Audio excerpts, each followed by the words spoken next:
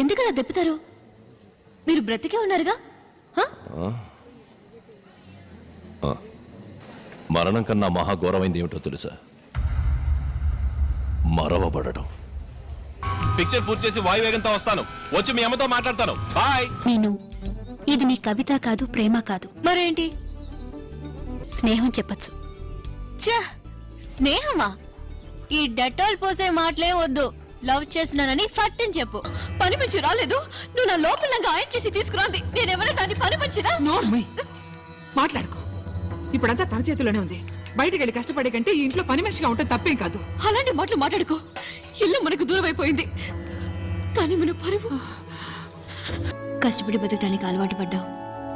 మిమ్మల్ని చేసుకోబోయే వాళ్ళకైనా వచ్చేవాళ్ళు మమ్మల్ని చూసి పెళ్లి చేసుకోవాలి. చుట్టూ ఉన్న గోడల్ని, ఆస్తిని చూసి కాదు.